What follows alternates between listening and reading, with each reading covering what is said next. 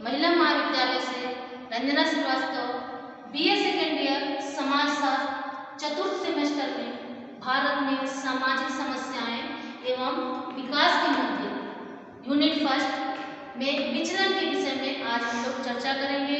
आज हम लोग विचलन का अर्थ, परिभाषा एवं स्वरूप के विषय में जानेंगे। आइए देखते हैं विचलन का अर्थ। विचलन शब्द अस्वीकार्य व्यवहार को दर्शाता है। जैसे आप सभी जानते हैं, किसी भी समुदाय, किसी भी समाज, किसी भी संस्था, किसी भी जाति में एक नियम बने होते हैं जिनका पालन करना हम सभी का परम धर्म होता है, कर्तव्य होता है। और जो उस बनाए हुए नियमों का पालन नहीं करता है, जो उस बनाए हुए नियमों के विरुद्ध जाता है, उसे विचलन कहा जाता है। वह व्यवहार जो समाज द्वारा निर्धारित व्यवहार से मेल नहीं खाता, अर्थात समाज के नियमों का उल्लंघन ही विचलन कहलाता है। यानी कि जो समाज के नियमों के विरुद्ध जाकर कोई कार्य करता है या नियमों को नहीं मानता है या उसका उल्लंघन करता है, उसी को विचलन कहते हैं। अब विचलन के अर्थ के बाद उसकी परिभाषा जान लेते हैं। कुछ समाजशास्त्रियों ने अपने अपने विचार प्रकट किए हैं। सीयू डोसन के अनुसार विचलन का अर्थ सामाजिक मानदंडों के प्रति प्रतिरूपता है। विचलन का अर्थ सामाजिक मानदंड।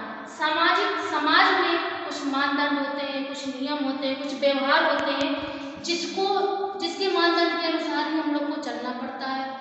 उस मानदंड के अनुसार जो नहीं चलता है, जो उसके विपरीत हो जाता है, वो विचलन कहलाता है। इसी के क्रम में रॉबर्ट बेल ने भी अपने विचार कुछ प्रकट किए हैं। उन्होंने कहा है, समाज में औसत व्यवहार से बहुत अधिक भिन्नता प्रकट करना ही विचलन कहलाता है। समाज में हम सब लोग रहते हैं, कुछ लोग का व्यवहार थोड़ा सा कम होता है, कुछ लोग का व्यवहार थोड़ा सा ज़्यादा होता है, औसत में चलता रहता है, जिसको औसत व्यवहार कहते हैं।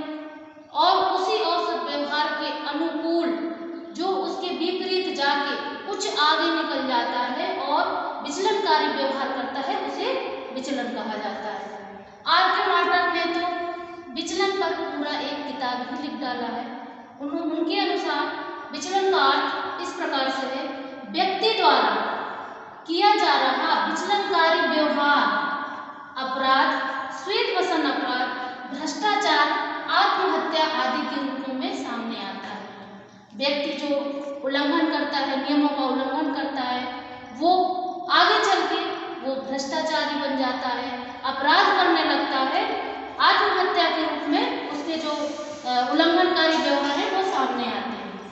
आइए आर.के. मार्टन के द्वारा दिए गए कुछ विचलन के स्वरूप के विषय में जानते हैं।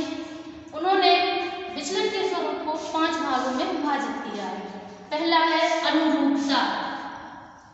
विचलन जो नियम के बारे में बात, समूह का उल्लंघन ही विचलन कहलाता है।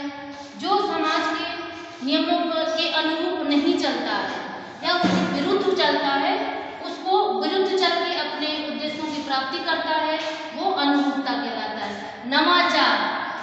नवाचार मेन है, जिसमें उद्देश्य की प्राप्ति के लिए जो समाज में बनाए गए कुछ मानदंड होते हैं, कुछ नियम होते हैं, प्रोसेस होता है कि पहले ये फिर ये, उसके ऊपर तो जाके ही ये काम हो सकता है, तो उसके बाद उद्देश्य की पूर्ति होती है। ये नवाचार उद्देश्य की पूर्ति तो करता है, लेकिन कुछ अलग करके, कुछ अलग नया राह देकर वो अपने उद्देश्य की पूर्ति करता है, उसे नवाचार कहते हैं।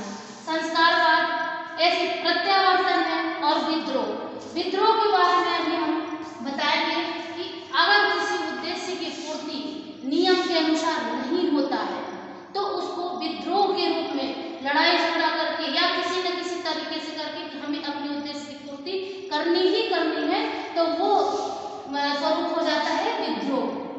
अब आगे विचलन के कारण, कुछ कारण के विषय में देखते हैं।